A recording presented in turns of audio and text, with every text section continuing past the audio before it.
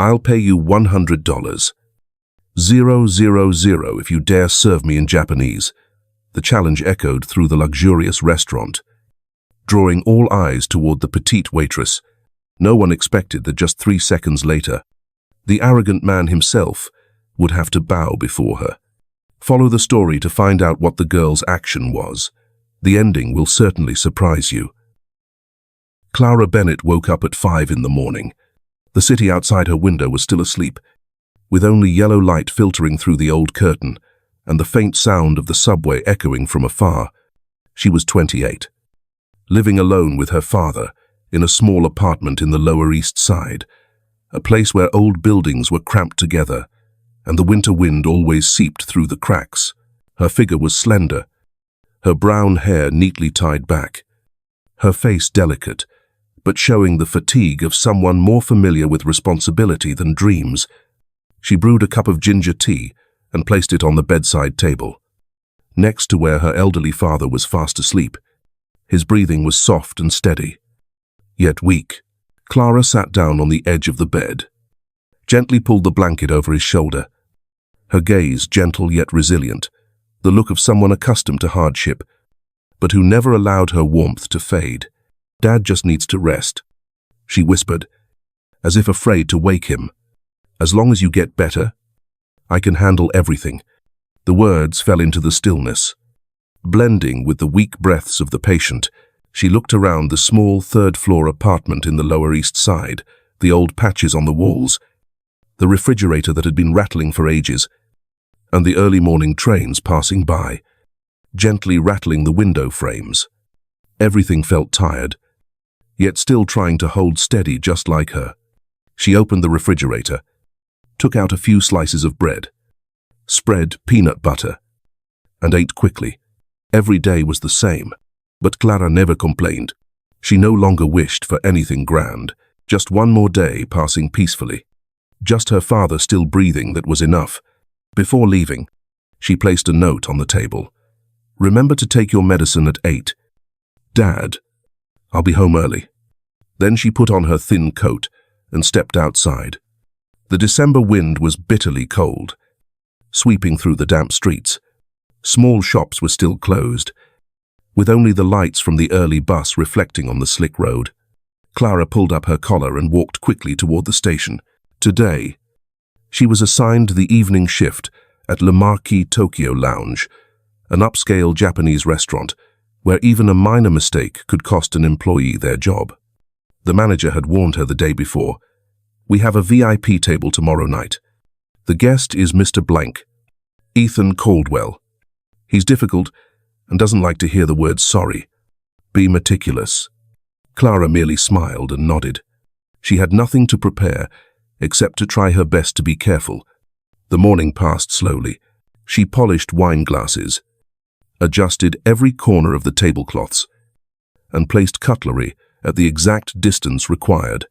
Her hands were skillful, more meticulous than necessary, as if to ensure that even if the world outside was chaotic, this table, at least, must be perfect. In the evening, the restaurant lights dimmed, and the scent of sandalwood permeated the air. Every table was occupied. Clara adjusted her apron, tied her hair tightly, took a deep breath, and stepped out into the dining area. At the center table, Ethan Caldwell had arrived. He wore a dark suit, a gray tie, and his salt and pepper hair was neatly combed. His eyes held the familiar confidence of a man who is always heard, always empowered to make decisions.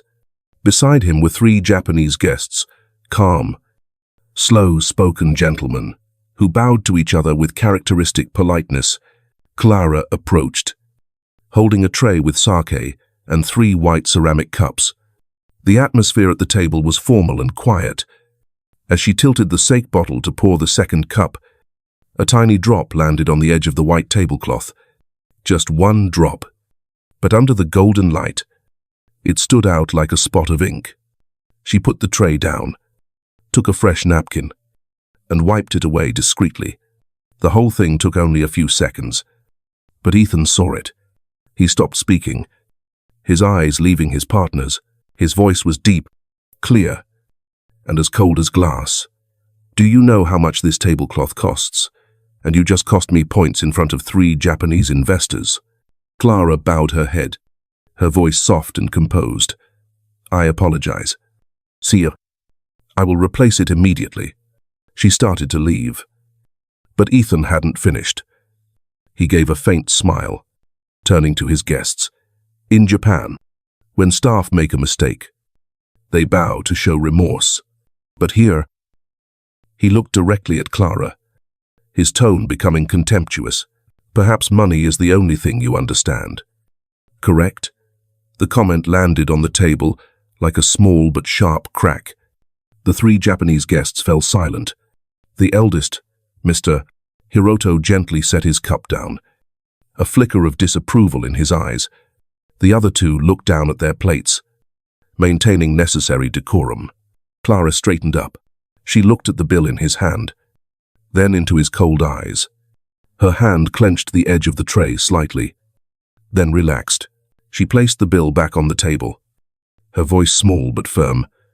"I work here to serve, sire, not to be appraised." Ethan raised an eyebrow, his voice growing colder. "Appraised? Someone like you talks about value." The atmosphere froze. A few other staff members looked over, but no one dared intervene. Clara took a deep breath and bowed, not out of fear, but to maintain composure. When she looked up, her voice was deep and clear. "You'd be surprised, Mr. Caldwell." She bowed and quietly walked away. Ethan turned back to the table, attempting to regain his composure. But Mr. Hiroto was no longer looking at him, only nodding faintly for the sake of courtesy. The 3 sake cups remained untouched. No one said another word. From the bar far away, a young staff member was secretly recording the scene. No one noticed the small green light of the phone. Clara hurried back to the service room. She put the tray down, opened the cold water faucet, and washed her hands for a long time. In the mirror, her face was strangely calm. No tears, no anger, just a clear gaze, as if she had just made an irreversible decision. "No one can make me feel small," she whispered, "unless I allow them to." She dried her hands, adjusted her uniform, and returned to work. Outside, the city was still brightly lit. Powerful people were still talking about investment and reputation. As for her, an ordinary person, she knew that some things could not be measured by money, no matter how hard people tried. Tonight, Clara Bennett did not yet know that this very composure would be the beginning of a storm where the self-respect of a waitress would force the world to bow. If you were Clara, would you remain silent or speak out? Please leave your thoughts, because sometimes just one timely word can change a whole life. Clara was standing at the wash station, polishing each glass. Her hands moved steadily, but she still felt the lingering heaviness from the confrontation with the powerful guest. She wasn't angry, just tired. In this place, silence was sometimes the only way to protect oneself. The atmosphere in the kitchen was normal, the sound of running water, knives chopping, and sizzling stoves. But less than 2 minutes later, the manager's voice came from behind her. "Clara, table 7 is asking for you to return." She looked up, slightly surprised. "I just finished serving them." "Didn't I?" "I know," the manager replied softly, with a hint of awkwardness. "But Mr. Caldwell said he only wants you. No one else is allowed to bring anything to that table." The cloth in Clara's hand stopped moving. She took a deep breath, trying to keep her voice steady. "Tell him I'm busy at the counter." "Clara." The manager's voice dropped. "Please don't make this harder. He can call the director directly." She was silent for a moment, then gave a slight nod. She understood. Sometimes, in the face of power, refusal only makes things worse. But a vague sense of resistance rose within her, a weariness toward the type of person who viewed silence as weakness. She put the glass down, dried her hands, and returned to the dining area. Table 7 was still lit. Ethan Caldwell was lightly swirling the wineglass in his hand, his eyes directed at his own reflection in the glass. He spoke indifferently to one of the three Japanese guests, but his mind was clearly elsewhere. His ego had been bruised, not because of the sake stain on the cloth, but because of the cold gaze of the eldest Japanese gentleman, Hiroto. Earlier, Ethan was accustomed to respect. Throughout his career, he was always the one controlling the conversation. But when he saw Hiroto's eyes calm, non-judgmental, simply uninterested, he felt something crack inside him. That Japanese-style silence, reserved yet profound, made him feel slighted. He needed to regain the upper hand. He needed to prove that he still controlled this room. When Clara reappeared, Ethan looked up. A half-smile appeared, the smile of someone about to strike. You're back. I thought you ran away." His tone seemed light, but hidden beneath it was a challenge. Clara replied softly, her voice even and calm. "I am simply doing the work assigned to me. See. Good." Ethan set his glass down, tapping his finger lightly on the table. "Because I just thought of an opportunity. That might help you redeem yourself for the mistake earlier." She frowned slightly. "Redeem?" He tilted his head, his eyes sparkling with arrogance. "You know, there are two types of people in the world. One who makes a mistake and apologizes. The other knows how to use their mistake to seize an opportunity." Ethan pulled out his wallet, took out a thick wad of cash, and placed it on the table. His voice was deep, intentionally loud enough for the entire table to hear. "I will pay you $100. 0, 0, 0, if you can serve me in Japanese. Just introduce 5 dishes, not a single word wrong. If you fail, you will bow and apologize here, in front of everyone. Do we have a deal?" The air around the table was heavy as lead. Nearby guests began to glance over. "Mr. Hiroto frowned slightly. "Mr. Caldwell," he said softly in English. "This is inappropriate."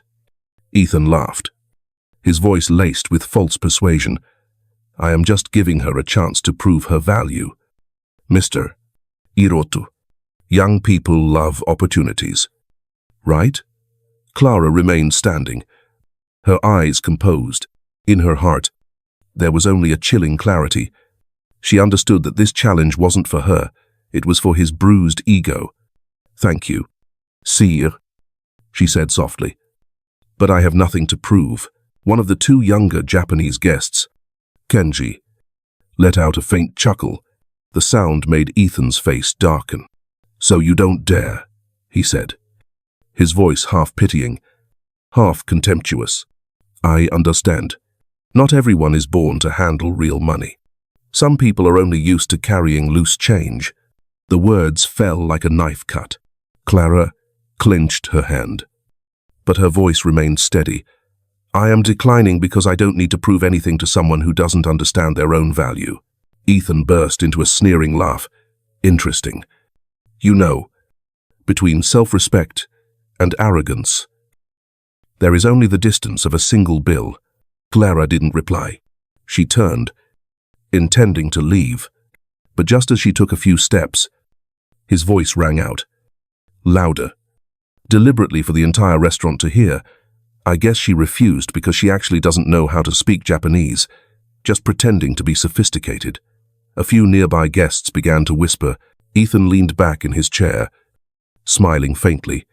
His dry, hollow laughter was mixed with barely concealed spite. Clara stopped. Her hand subtly tightened on her apron, and she closed her eyes for a second. She took a deep breath. When she opened her eyes, her gaze was different, clear and serene, like still water. She turned back to the table, her voice calm. "If I agree, and if I do it correctly, you will pay the full amount, $100,000. Right here. Is that agreed?" Ethan smiled, slowly resting his chin on his hand. "Of course. And if you fail, I might have you scrub the entire floor as well." No need for that, she replied calmly. Just a bow. As you said. Kenji subtly turned away to hide his smile. Hiroto sighed, his voice deep and heavy. Arrogance is the hardest mountain to climb. Mr. Caldwell. Ethan pretended not to hear. He swirled his wine glass, trying to maintain a confident smile. Are you sure? $100,000 is not a tip. It's something people have to serve a lifetime to earn. Clara responded slowly, her voice soft but resonating clearly. Yes, I know. But there are also people who spend a lifetime just learning how to say a kind word. The space around the table went silent. The faint jazz music in the restaurant seemed to vanish. Ethan stiffened. In his eyes, the challenge had given way to something indefinable, a mix of anger and bewilderment. All right, he said, his voice lower. You have 5 minutes to prepare, and don't make me regret giving you the chance to change your life. Clara bowed, composed. I don't need to change my life. Mr. Caldwell, I just want to help you learn a small lesson about language and about respect. She turned and walked away from the table, her posture straight and light. The 3 Japanese men watched her leave. Kenji smiled faintly. It seems tonight, more than one person will pay a price. Mr. Hiroto sipped his sake, his voice warm and thoughtful. In Japan, they say, if arrogance is the mountain, then the reign of humility is the first lesson. Ethan didn't respond. He simply swirled the wine glass in his hand, but his hand was rigid. Under the dim light, in his cold eyes, something fleeting appeared. Something like worry. He didn't yet know that in just a few minutes, that waitress would give him a memory that would last the rest of his life. Clara Bennett returned to the table, holding a dark leather menu. Her reappearance made the entire Tokyo lounge seem to hold its breath. Everyone pretended to continue their meal, but furtive glances were all directed toward table 7. Ethan Caldwell leaned back in his chair, his fingers tapping lightly on the table, trying to maintain composure. The half-smile was still there, but deep in his eyes, there was a ripple of unrest, a mix of curiosity and concern. Good. You're back, he said, his voice tinged with sarcasm. 5 dishes. Introduction in Japanese. If you fail, you bow. If you succeed, you get $100,000. Clara bowed very lightly, not the bow of a server, but of someone about to begin a formal ceremony. Hai, kashikomarimashita. Yes, I understand completely. The public www. Understand completely, she said in Japanese. The sound was small, but so clear that the background jazz music seemed to quiet down. The 3 Japanese guests exchanged glances. Mr. Hiroto offered a faint smile, not one of amusement, but of someone who recognized he was about to witness something exceptional. Clara opened the menu. The first dish is kaiseki, she said softly. It is not merely a meal. It is the Japanese way of thanking the heavens and the earth for abundance. Ethan raised an eyebrow. The trace of contempt was still there, but his hand unconsciously tightened. The second dish, unagi kabayaki grilled eel. It is grilled slowly, without rushing to flip it, because for them, patience is the most precious seasoning. Ethan leaned forward slightly, as if to object, but then he simply pursed his lips. His eyes began to avoid Clara's gaze. The third dish, tempura yasai, crispy fried vegetables. If the oil is too hot, the batter will burn. In Japan, they call that shippai failure. She paused for a beat, her voice slowing. A little haste can spoil something beautiful. Ethan took a quiet breath, his fingers stopping their tapping. His jaw tightened. The entire table was silent. The fourth dish, sashimi moriawase. Clara continued, her voice lower. The knife is only held by someone with a calm spirit. Each slice demonstrates respect for the life that was sacrificed. She looked up, her gaze directed straight at Ethan. Respect is not found in the price of the tablecloth, but in how you look at the person standing before you. This time, Ethan couldn't say a word. His face flushed red. The wine glass in his hand trembled slightly, and the wine spilled over the rim. Clara closed the menu, bowing very lightly. The final dish is matcha wagashi dessert with green tea. The Japanese say, the last bitter taste is what makes us remember the longest. The room was silent. Only the faint background music remained. Mr.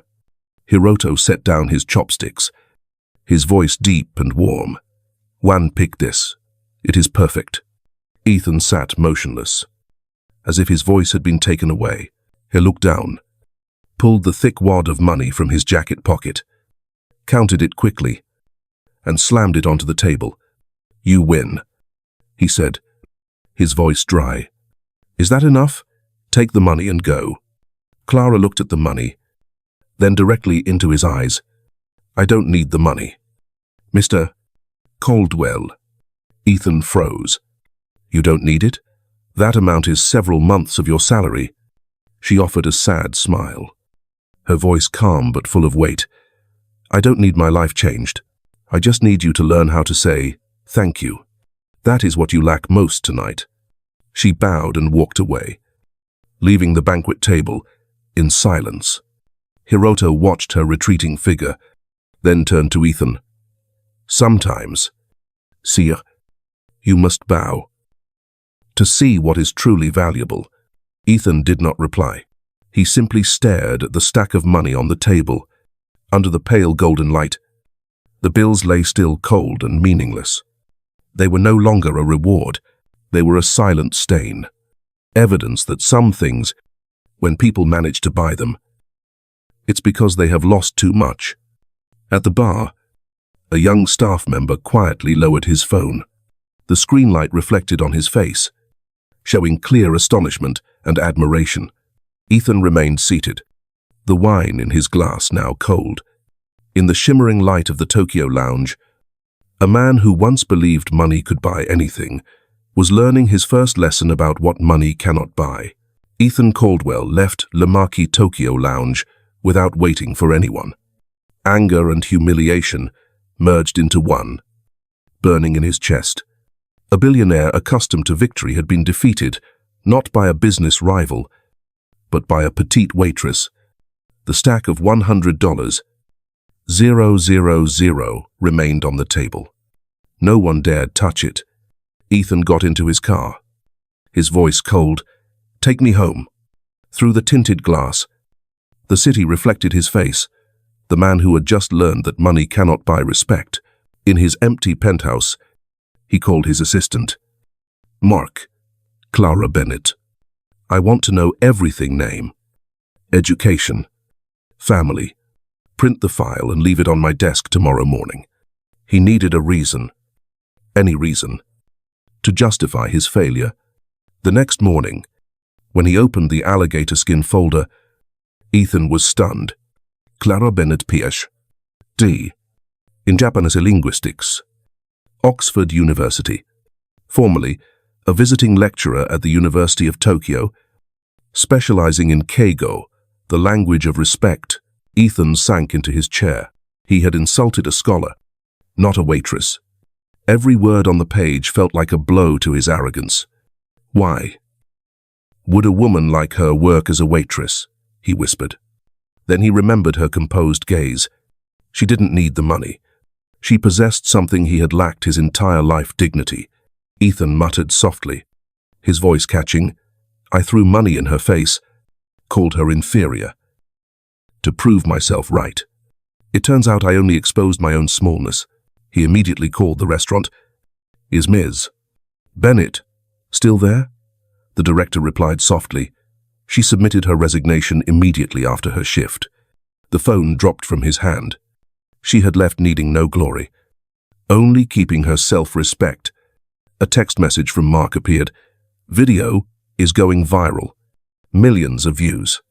Ethan opened the internet and saw a barrage of headlines. Billionaire Caldwell attempts to buy dignity. fails miserably to female PH. D. The $100. 000 lesson. When intellect challenges power. His Japanese partners simultaneously cancelled their contracts. The market turned its back. In just one evening, 20 years of reputation crumbled. Ethan looked at the plunging stock chart. His hands clenched. Just one remark, and an entire empire collapses. Due to a lack of respect. For the first time in his life, he wasn't afraid of losing money. He was afraid of losing himself. At the same time, in a small hospital, Clara was sitting beside her father's bed. The room was simple, the dim light reflecting on her face, which was tired but serene. She had just sent an email to Oxford University, requesting indefinite leave extension. She had lost her job, lost her income, but not her dignity. I taught him a lesson.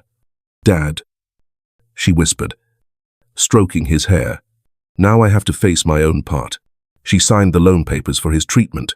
The numbers were cold, but her heart remained warm because she knew she had never bowed to what was wrong. Across the city, Ethan still sat in the dark. The laptop screen was bright, millions of comments appearing. I used to admire him. Now I admire her. He turned off the computer, his gaze heavy. I thought I was winning. But it turns out I was just losing what was most valuable. The night fell silent. Both of them, the offender and the offended, had to pay the price for human arrogance. But sometimes, it is from these losses that destiny begins to rewrite itself with an unexpected meeting, where self-respect and remorse will confront each other again. The following days, the rain in New York persisted. The city seemed tired of the news and sensational headlines about the $100. 000 lesson. Ethan Caldwell lived in his luxurious but cold penthouse, like a glass cage. Every morning, when he turned on the TV, he saw his own face, a face that once symbolized success, now being dissected as an emblem of arrogance. Caldwell Group was still operating, and the stock had stopped falling. But to him, everything seemed meaningless. Breakfast was still served on time, but he no longer felt hungry. Everything in the house was perfect, except the man living in it. In the evening, when the city lights came on, Ethan sat in front of the screen, re-watching the fateful video, not to torment himself, but because he couldn't understand why would that girl, an educated person with opportunities, choose to be a waitress, and why, when he had everything, did she make him feel so small? On Friday morning, he went to visit his mother, Eleanor Caldwell, the only woman he still knew how to listen to. Her hospital room was on a high floor, overlooking Central Park. The space was quiet, with only the steady beep of the heart monitor. Eleanor had watched the video. She neither blamed nor defended him. She just looked at her son for a long time, then spoke softly. You built an empire, but you never learned how to bow. You can buy houses, buy shares, buy reputation, but you cannot buy respect. Ethan sat silently. For the first time, he didn't try to justify himself. Her voice was slow, weak but clear. One is only truly rich when they are grateful. If you only know how to demand, you are merely living among invisible debts. Those words followed Ethan down the hospital corridor as he left. The corridor was long, bright, faintly smelling of antiseptic. The anxious faces, the murmurs about treatment, costs all alien to the world of luxury he was accustomed to. And then, amidst that scene, he heard a voice that made his heart stop. I understand, but I haven't been able to raise the extra funds. Is there any way to postpone it? Ethan turned his head. At the cashier's desk, under the white light, was Clara Bennett. She was not the woman who stood proudly in the restaurant that night. Today, she was wearing an old sweater, her hair quickly tied up, her face tired, but her eyes strangely composed. In front of her was a stack of medical records. The nurse spoke in a mechanical tone. The cost of treatment has exceeded the insurance limit. You need to sign a guarantee to continue the new protocol. Clara nodded slightly. Yes. I understand. She took a pen, her hand trembling slightly. Under the fluorescent light, her face was etched with worry. But in those eyes, there was still a clarity that made Ethan feel choked up. She finished signing, bowed her head to thank the nurse, and turned away. Ethan remained still, hidden behind a row of columns. The sight that girl, alone, silently, carrying the weight of the world, made his heart heavy. He wanted to step forward, to say something, but his mother's voice echoed in his mind. Respect is not a transaction. If he appeared now, it would only be an act to soothe his conscience. No, he couldn't do that. 3 days later, Clara received a notice from the hospital. The entire hospital bill has been paid by an anonymous benefactor. She stood silent for a long time, clutching the paper until it was crumpled. The relief was not enough to mask the suspicion. Who could possibly do that for her? She asked the nurse, asked the accountant. But everyone shook their heads. The benefactor left no information. She walked outside. It was raining again. In the rain, she felt something strange, not exactly gratitude, not exactly confusion, but the feeling that someone had quietly laid the first brick for a shattered belief. That afternoon, when Clara returned to the hospital with a meal box for her father, she spotted Ethan in the east corridor. He was on the phone, his back turned to her. His voice was deep, hoarse, and tired. Mark, I don't care about the cost. Ensure the best treatment protocol for Mr. Bennett. But remember, everything must be channeled through the foundation. No one must know. Yes. No? Mark, this is not about buying favors. This is about making amends. I owe her that. The meal box in Clara's hand trembled. The lid made a slight cracking sound. She took a deep breath, then slowly walked toward him.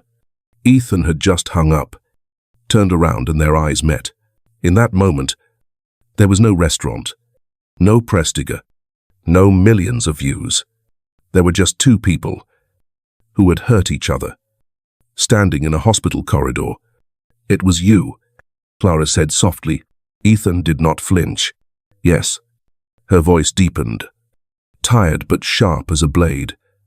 Do you think money can make me forget how you humiliated me in front of everyone? He didn't answer. The white light reflected on his face, exposing all his remorse. No, he said, his voice slow and honest. I don't think so. He took a step closer, maintaining just enough distance, his gaze softening. I don't know another way to do the right thing, other than starting by undoing the wrong. The statement silenced Clara. There was no arrogance left in his voice, only the genuine sincerity of a man relearning how to be human. I don't want you to feel indebted. Ethan continued. I just want your father to live. Clara looked at him. The anger in her was still there, but the weariness in his eyes made her heart waver. You don't have to carry that burden. But I must, he replied, nodding slightly, because if I don't, I will never forgive myself. A long silence followed.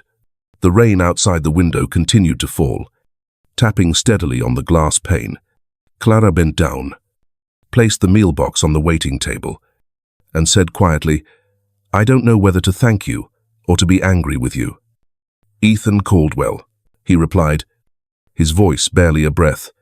Don't do anything, just live well, so I can learn to do the same. She didn't say anything more. She just bowed, slightly, then walked away. Her figure was small, but steady. Ethan watched her, until her shadow disappeared at the end of the corridor. He remained standing there, his hands clenched, as if afraid that if he let go, the courage he had just found would vanish. In the glass reflecting the hospital lights, his image appeared no longer the arrogant billionaire, but a man learning to apologize with action, not words. That evening, when Clara returned home, she opened the meal box with the cracked lid. The rice was cold, but she ate every small spoonful. Slowly, outside the window, the rain had stopped. She looked out at the grey sky and whispered, "Perhaps not everyone changes to be forgiven. Some people change just to stop causing further harm." She smiled faintly. For the first time in months, she felt peace, not because a burden had been lifted, but because deep down, she knew that someone had truly understood. If you were in her place, would you have the courage to confront the person who hurt you? Like Clara did? The morning after the confrontation at the hospital, Clara Bennett woke up in her small apartment, her heart still full of conflict. She couldn't accept the idea of being indebted to a man who had publicly humiliated her. Every time she recalled Ethan's composed voice in the hospital corridor, "I don't know another way to do the right thing." Other than starting by undoing the wrong, her heart was stirred by a mix of empathy and resistance. She knew he had changed, or at least was trying to, but that didn't make her feel relieved. She couldn't accept a gift she felt she didn't deserve, or rather, didn't want to be bought off. She put on her coat, tied up her hair, and went out into the early month rain. The cold air on her face made her feel alert. She didn't go to the bank, nor did she look for a way to return the money.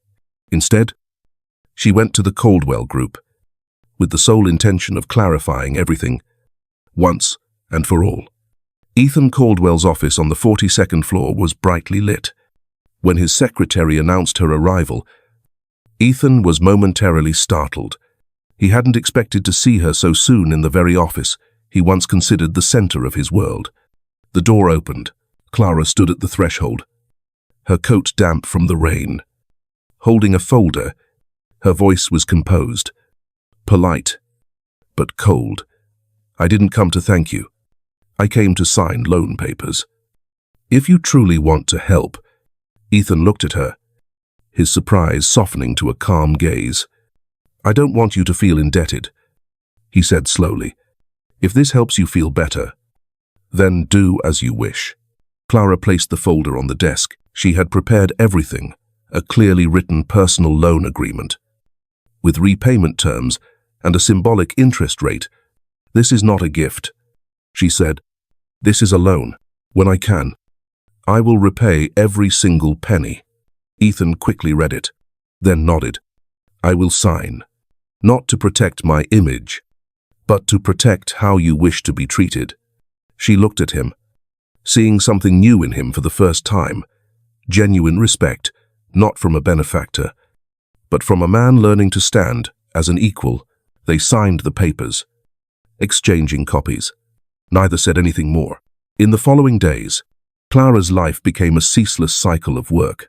During the day, she tutored foreign students. In the evening, she returned to the hospital to care for her father. Occasionally, she encountered Ethan in the hallway, but they only exchanged brief nods. Both maintained their distance. But within that silence, something was changing. Ethan began to adopt habits he had never considered before. In the afternoon, he brought a thin book to the hospital and read to his mother. When she slept, he gently adjusted her blanket, straightened the vase on the table, and tidied the newspapers he never used to notice. The nurses whispered to each other that Mr. Caldwell is different, and Eleanor just smiled gently, holding her son's hand. "Finally, you've learned how to stay instead of run." Her room and Clara's father's room were on the same floor. So the brief encounters began to happen, sometimes just a slight nod, sometimes a fleeting glance. No words were spoken, but something was quietly blossoming, respect and understanding between two people who had once hurt each other. Late one night, when the hospital corridor was lit only by a faint white light, Ethan saw Clara struggling to turn a wheelchair with a stuck wheel. He didn't rush to help, only quietly called an on-duty nurse. "Excuse me, someone needs help over there." She heard him, but didn't say anything. She glanced toward him, then continued her work. Yet, in that gaze, the coldness had given way to a slight hint of gratitude. As the months passed, Ethan's change became more evident. He no longer appeared at media briefings, no longer chased shareholders. He spent most of his time at the hospital, by his mother's side, reading books on psychology, culture, and even Keigo, the language Clara had taught in Tokyo. Every morning, as the sunlight streamed through the hallway window, he would often see Clara pass by, holding a coffee cup, walking quickly, but maintaining her slender, strong posture. He didn't darighrate her, only bowed slightly. But in that gaze, there was something he had never offered anyone before: reverence. Then, one week, he suddenly disappeared from the hospital. Clara didn't notice immediately. At first, she just felt the hallway was suddenly emptier. It wasn't until the fourth day, when she walked past his mother's room and saw the door quietly closed, that she paused for a little longer. A strange feeling crept into her heart, not concern, not worry, but absence. She told herself it meant nothing, but the next morning, when she passed through that hallway again, her eyes instinctively glanced toward that room. That afternoon, when she went to visit her father, she spotted a figure sitting in the far corner of the hallway: Ethan Caldwell. He wore a wrinkled suit, a loose tie, his eyes deeply sunken from lack of sleep. His face no longer held its usual sternness, only exhaustion and emptiness. Clara hesitated for a moment, then walked over. "Mr. Caldwell?" He looked up. His voice was hoarse and small. "Bennett, is your mother? Is she all right?" Ethan shook his head. "She's much weaker. The doctor said her heart can't take much more." Before he could finish, a siren blared.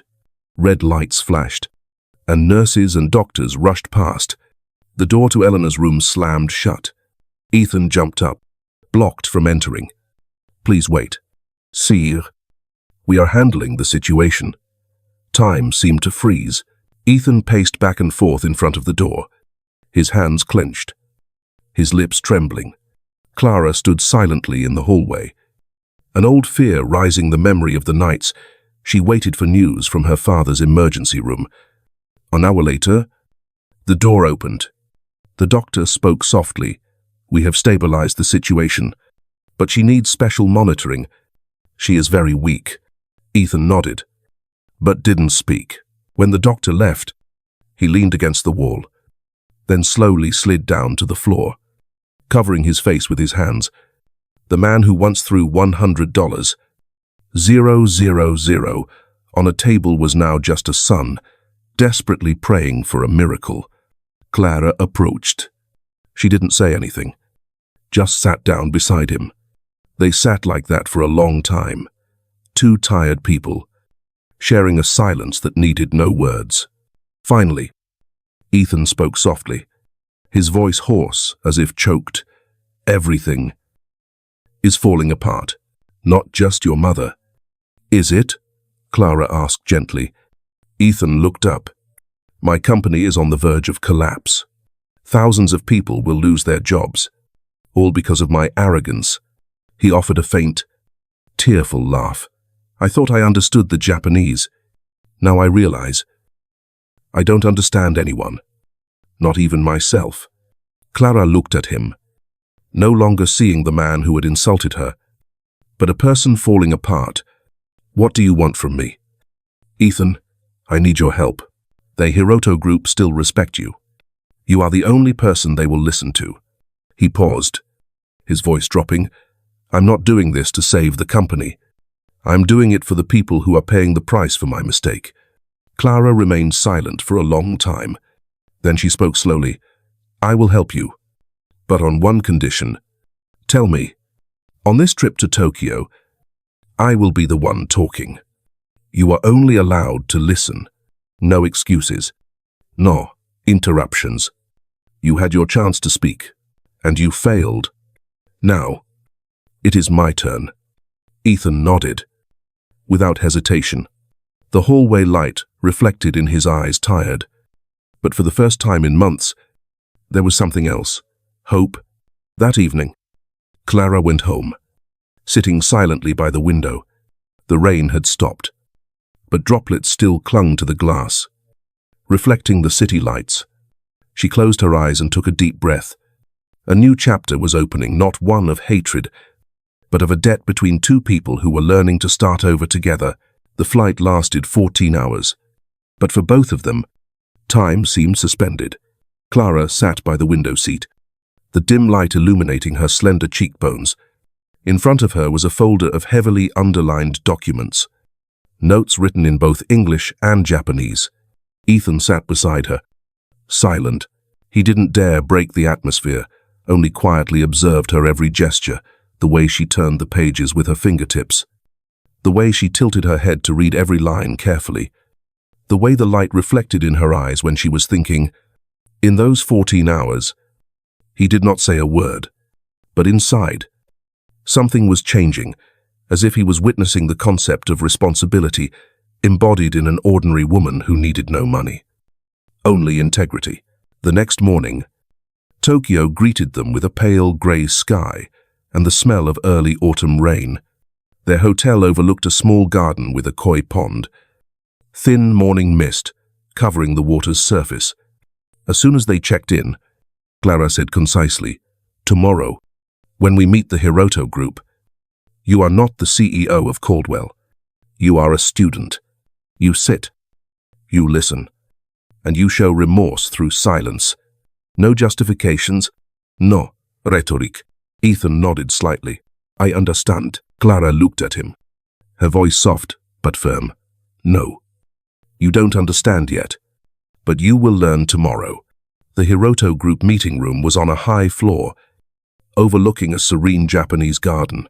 Rain gently pattered on the tiled roof, each drop falling into the pond, blending with the soft wind blowing through the bamboo grove. Inside, the space was simple yet solemn, a long wooden table, low chairs, and a teapot emitting faint steam. Mr. Hiroto sat in the center, his posture composed. Beside him were Kenji and Shiori, the people who had witnessed the fateful evening at the Tokyo lounge. Ethan bowed according to the proper etiquette. He sat still, his hands resting on his lap, his back straight, his eyes lowered. Sweat beaded in his palms, but he maintained silence, as Clara had instructed. Clara began. She did not speak English. Her voice rang out in Keigo, soft yet formal. On behalf of the Caldwell group, she bowed deeply, and above all, on behalf of our own lack of understanding, I sincerely apologize to Mr. Hiroto and the entire company. The sound of rain outside the window blended with her voice, rhythmic and warm. She did not mention Ethan's mistake. She spoke about respect. She explained that in business, it's easy to forget that culture has a soul. She analyzed that the Caldwell group's mistake lay not only in the behavior, but also in the lack of listening, something the West sometimes loses when entering Asia. Ethan didn't understand every word, but he clearly felt every pause she took. When Clara bowed for the second time, the wind blew through the courtyard, carrying a few falling yellow leaves. Every gesture, every word of hers seemed to be mending the tear he had created. The meeting room was silent. There was only the sound of tea pouring into the ceramic cup and the steady rain. Finally, Mr. Hiroto nodded slightly, setting his teacup down. His voice was deep and slow. "Miss Bennett, you presented very well, but allow me to ask, why are you helping the man who once insulted you?" The entire room fell silent. The question did not belong to business, but to the human heart. Clara took a deep breath, her hands gently gripping the edge of her skirt, then looked directly at Mr. Koblik. "Hiroto, because," she said softly, "forgiveness is not a gift for others. Sometimes, it is the lesson we are forced to learn for ourselves." She paused for a beat, her voice becoming gentler. "I am not helping him because he deserves it. I am helping because the thousands of employees at Caldwell do not deserve to pay the price for one man's mistake." The rain on the tiled roof sounded clearer. Mr. Hiroto looked at her for a long time, then nodded, slightly. a fleeting look of emotion in his aged eyes. "We will reconsider the partnership." When they stepped outside, the Tokyo sky had cleared of rain. Small droplets still clung to the bamboo leaves. Reflecting the faint light of the afternoon, Clara walked ahead, her steps slow and straight. Ethan followed a few steps behind, his eyes never leaving her back. In the car back to the hotel, both were silent. The sound of the windshield wipers blended with the gentle sound of the remaining rain. Ethan looked outside, then turned to her. "You did it," he said softly. Clara tilted her head, offering a tired but gentle smile. "No, we did it. You learned how to be silent." Ethan bowed his head, a faint smile crossing his lips. In his heart, something had just been released, like a heavy burden placed back where it belonged. A long moment later, he spoke in a small, hoarse but genuine voice. "Thank you, Zenzai." Clara paused slightly. The word, spoken softly, carried the weight of a true bow. She looked at him, her eyes softening. Under the golden light passing through the car window, she gave a slight, slow bow, as if accepting a student who had just crossed the threshold of his own arrogance. No one said anything more. There was only the steady rain on the glass, blending with the heartbeats of two people who had learned how to listen, not with their ears, but with their hearts. And amidst the wet streets of Tokyo, a fragile seed was sown not of love, but of trust and forgiveness. Tokyo morning opened with a pale blue sky. The good news arrived just before breakfast. Hiroto Group had agreed to resume the partnership. Ethan was speechless when Mark informed him over the phone. Feeling as if he had been released from a long nightmare, he turned to Clara, who was sitting at the opposite table in the hotel cafe. She was reviewing reports, her hands still holding a pen, her posture strangely composed. "I don't know how to thank you," he said, his voice slow and honest. Clara didn't look up, only replied softly, "If you are truly grateful, remember that today I didn't save you. Your silence did." Ethan smiled faintly, bowing his head. A part of him, for the first time in years, genuinely felt small before another person. That evening, Mr. Hiroto's private residence, the traditional house was nestled within a meditative garden. Lantern light filtered through the opaque paper doors, reflecting on the still koi pond. The sound of light rain on the tiled roof blended with the gentle scent of incense. Dinner took place in a warm atmosphere. As the tea was poured, Mr. Hiroto gently set his cup down, his voice deep and composed. "Thanks to Ms. Bennett, we have seen a true change. Caldwell Group deserves a second chance." Ethan bowed, filled with gratitude. "I can only say two words. Thank you." "See you." Mr. Hiroto nodded, offering a small smile. But then his eyes grew serious. "Before we sign, there is something I wish to clarify." He took out a thin file, the paper aged, and pushed it toward Ethan. "It is not about business. It is about honor." The atmosphere suddenly grew heavy. Clara looked up slightly, her eyes questioning. Ethan opened the file, and on the very first page, a line of text made his heart clench.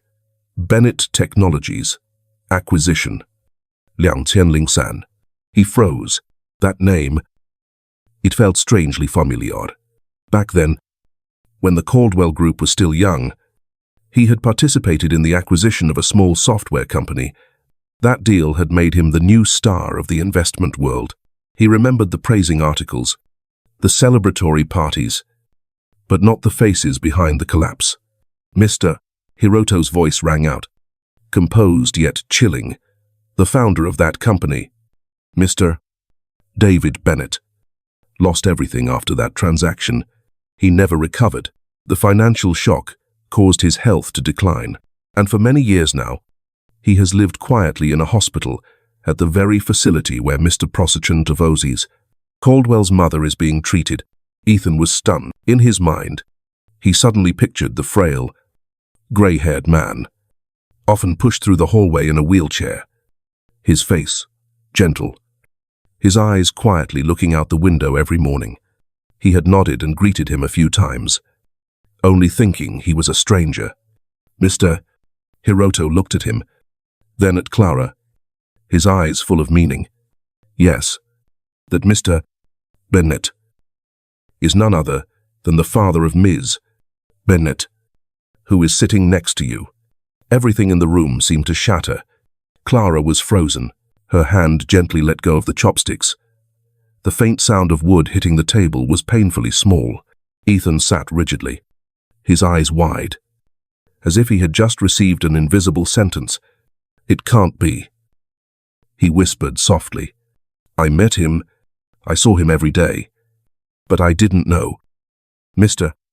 Hiroto nodded lightly. Perhaps God has his own way of forcing people to confront their mistakes. The candlelight flickered gently. The rain outside sounded steady. Like the rhythm of time, Ethan bowed his head, his voice trembling. "I destroyed his company.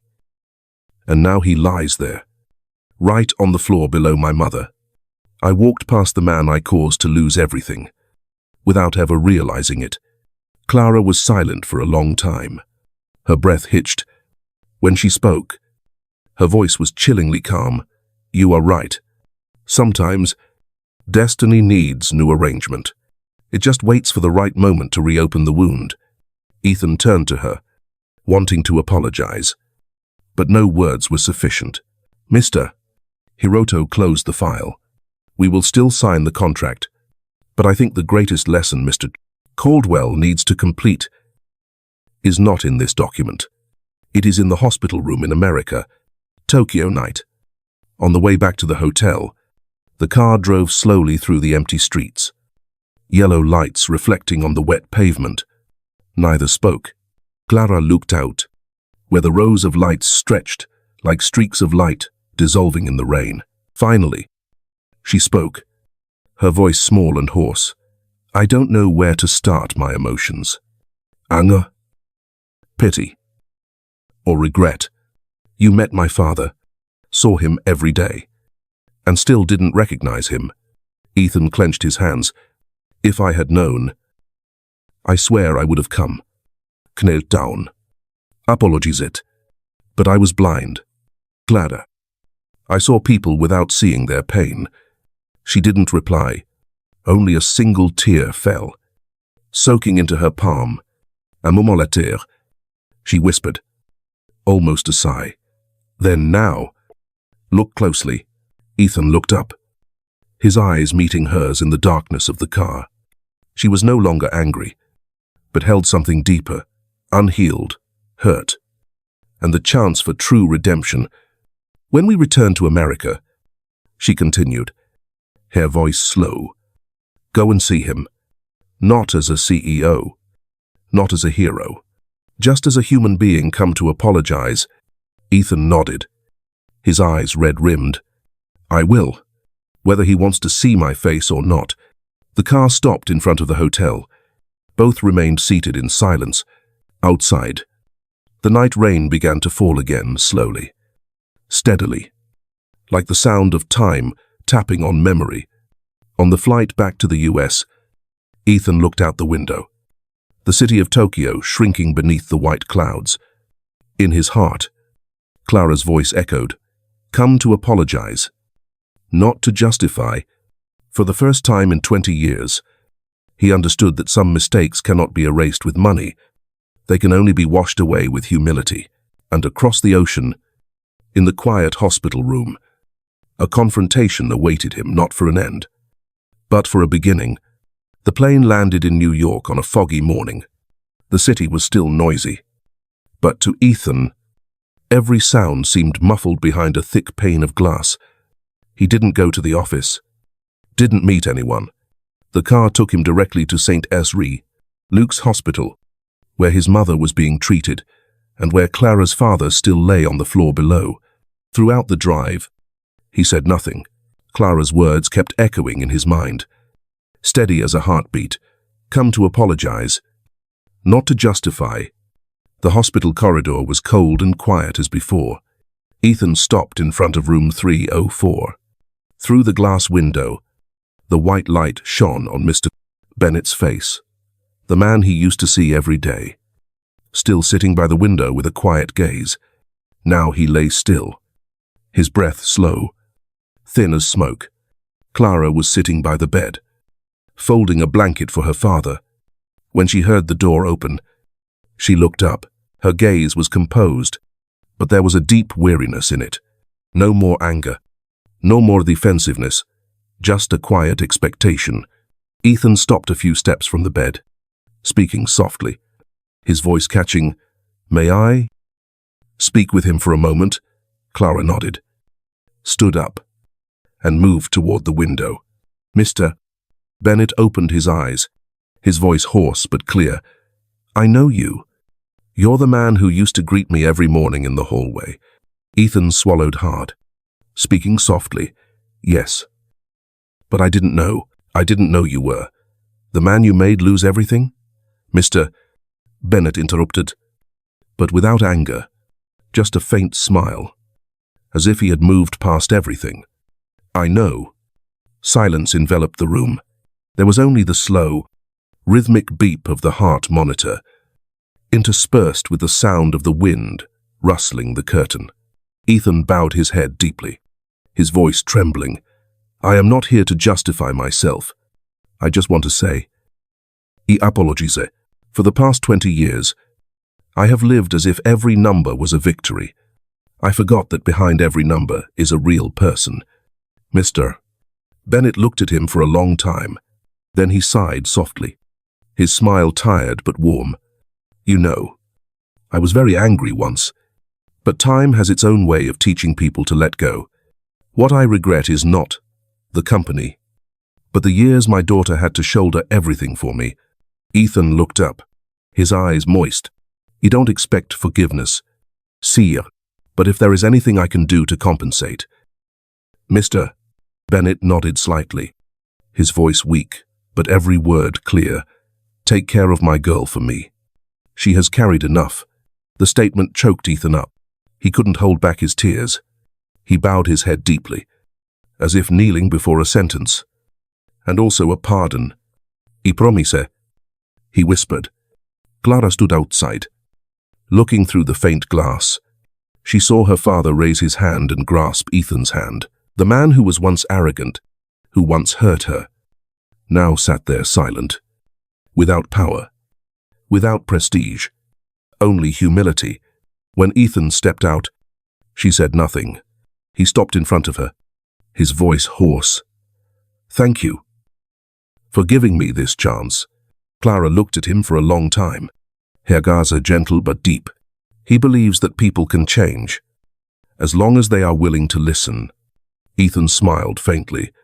"Sadly, for the past 20 years, I've talked a lot, given a lot of orders, but today, I learned how to be silent at the right time." She didn't respond, only nodded slightly. Between them, no more words were needed, only quiet understanding. That afternoon, Ethan didn't go home, but went straight to Caldwell Group. The towering glass building, sparkling as a symbol of power, now stood before him like a giant mirror. He looked at his reflection on the glass door, a man who once thought he held the world, but lost the most fundamental thing, the human heart. He entered the lobby. Walking down the long corridor leading to the boardroom, each step echoed, hollow like a farewell. In his hand was a pre-written envelope, his letter of resignation. In front of the board of directors, he spoke slowly and clearly. Caldwell Group needs a new leader, one who knows how to listen. No one spoke. The entire room was silent. They looked at him, not with suspicion, but with respect. As he walked out, the sun streamed through the glass, casting a soft, blessing light on his graying hair. 10 days later, the financial world was stunned when Ethan Caldwell didn't disappear, but reappeared in a small office located in Midtown. On the new sign hanging outside the door, the text was simple: the Bennett Foundation, fund for education and small business recovery. No press, no cameras, only a few former employees. Mark and Clara. She looked at the sign for a long time, then asked softly, "Did you name this foundation after my father?" Ethan nodded. "He taught me the greatest lesson about honor, and I think that is the only debt I can repay." Clara smiled very faintly, not a smile of victory, but the smile of someone who could finally let go. That afternoon, the late-day sun stretched across the Hudson River. Ethan stood by the window, watching the streaks of light reflect on the water, everything echoing in his heart, from the arrogant laugh at Le Marquis to Clara's words in Tokyo. Look closely. Now he saw, for the past 20 years, he had traveled a full circle, from arrogance to collapse, and finally to grateful silence. Behind him, Clara's voice sounded soft as the wind. "You did it." Ethan turned around, smiling the smile of a man who no longer needed to be forgiven, because he had forgiven himself. "No," he said slowly. "We did it." The last rays of sun slipped onto the water, glittering. Two people who once stood at opposite ends of pain now looked in the same direction. Outside the glass, the Hudson River flowed slowly, reflecting the golden light of the sunset like a wound slowly closing, peaceful and complete. That handshake changed everything. Ethan Caldwell kept his promise. He officially resigned as CEO of Caldwell Group, handing over the management to a new board. He trusted he did not leave in failure, but with the respect of everyone. The Bennett Foundation was established, becoming a testament to the change in corporate culture he initiated. He did not retire. Ethan started over. He founded a new, much smaller investment firm with an entirely different philosophy. Its name was Respect Foundation Capital. The company did not focus on hostile takeovers, but on supporting ethical startups, the kind of companies he had once destroyed. Clara did not join the company. She returned to her passion, academia. But she didn't go back to Oxford. She accepted an invitation to be a special advisor for a cultural cooperation program between American and Japanese universities. She stayed close, still a part of Ethan's life. But in her own way, they were close friends, companions, healing the wounds of the past together. They often met at the hospital, where her father's health gradually improved, and where they sat together beside Ethan's mother until her final days. 2 years later, the setting was a modern auditorium, flooded with light. Today was the official launch of Respect Foundation Capital. The small company of 2 years ago had become a formidable force in ethical investing. The auditorium was packed with journalists, partners, and the young entrepreneurs Ethan had helped. Ethan Caldwell stepped onto the stage. He no longer had the arrogance of a billionaire. Instead, he possessed the composure and humility of a man who had found his true purpose. He spoke about the company's philosophy, about the importance of respect in business. He looked down at the front row, where Clara was seated beside her father, who was in a wheelchair, but whose eyes were full of pride. "Many people ask me," Ethan said, his voice becoming emotional, "what inspired this change? It was not a business strategy. It was a person." He looked straight at Clara. 2 years ago, I was a man who only spoke with money. I believed that everything could be bought. Everyone could be controlled. But then I met a woman who taught me a lesson that no amount of money could buy. She taught me about dignity, about remorse, and about the power of forgiveness. The entire auditorium was silent. Cameras focused on Clara. She smiled, her eyes sparkling. She showed me that the strongest foundation is not built with brick and mortar, but with respect and integrity.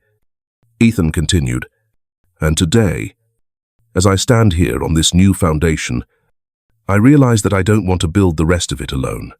He stepped off the stage, walking directly toward Clara. He knelt on one knee in front of her. witnessed by hundreds of people, Clara Bennett. He said, his voice sincere and trembling, "I have spent 2 years rebuilding my career, proving that I am worthy of the lesson you taught me. But that career will mean nothing without you by my side. Will you agree to build the rest of our lives together?" Clara said nothing. She only raised her hand, gently wiping away the tear of happiness streaming down her cheek. She nodded. The auditorium erupted in applause. Clara's father grasped Ethan's hand, a handshake of approval and pride. As they stood up, holding hands tightly, the camera flashes were ceaseless, but they no longer saw the crowd. They only saw each other. They had not just saved a company. They had saved each other. Their love was not a fairy tale, but the result of a long journey of redemption, forgiveness, and rebuilding. And their true legacy was not the buildings or the profit numbers, but a story about how a man learned to bow, and a woman taught him how to stand tall again. There are some mistakes that, when we are young, we think money can fix. But when we go through true loss, we understand some wounds can only be mended with sincerity, by bowing down and saying, "I'm sorry." The story between Ethan Caldwell and Clara Bennett is not just one man's journey of redemption, but a reminder that respect and compassion remain the most solid foundations of this life. Ethan once believed power was strength, but in the end, he learned that humility is what helps a person stand tall. As for Clara, she won not with words, but with dignity. She retaliated not with hurt, but with forgiveness. She was the one who forced the person who hurt her to change, not through hatred, but through the light of human kindness. And perhaps that is also the greatest message of today's story. No one is beyond repair. Only those who lack the courage to start over. If you have ever been hurt by someone's arrogance, remember, forgiveness doesn't make you weak.